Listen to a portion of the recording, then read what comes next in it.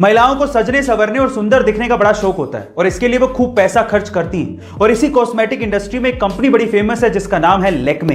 पर मेरा सवाल यह है कि लैक्मे का नाम आखिर लैक्मे कैसे पड़ा? क्या आप जानते हैं? चलिए मैं आपको बताता हूं। देखिए, महिलाओं के सजने संवरने का ट्रेंड 1950 से ही शुरू हो गया था और इस ट्रेंड को भांप लिया था जमशेदजी टाटा ने और इसके लिए वो एक कंपनी शुरू करना चाहते थे।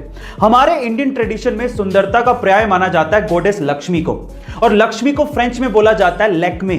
और इसी वजह से 1952 में जमशेदजी टाटा ने लैक्मे नाम से इस कंपनी को शुरू किया, जिसे 1996 में हिंदुस्तान यूनिलीवर ने 200 करोड़ रुपए में खरीदा था। इस तरह से लैक्मे कंपनी का नाम लैक्मे पड़ा और उसकी वजह है गॉडेस लक्ष्मी। गाइस, क्या इससे पहले इंटरेस्टिंग फैक्ट आपको पता था? और अगर नहीं पता था तो कमेंट सेक्शन में जरूर लिखेगा। और ऐसे अमेजिंग वीडियोस के लिए शेयर, सब्सक्राइब एंड लाइक। मिलता है अगली वीडियो में।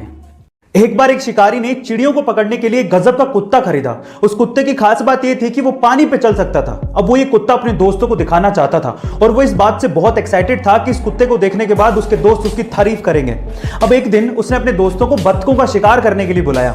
उसके दोस्त आए और बंदूक से 2-3 बत्तखों को मार गिराया जो कि पानी में गिर गई थी। अब उसके बाद अपने कुत्ते की कलाकारी दिखाने के लिए उसने अपने कुत्ते को हुक्म दिया कि जाओ वो बत्तखों को लेकर आ।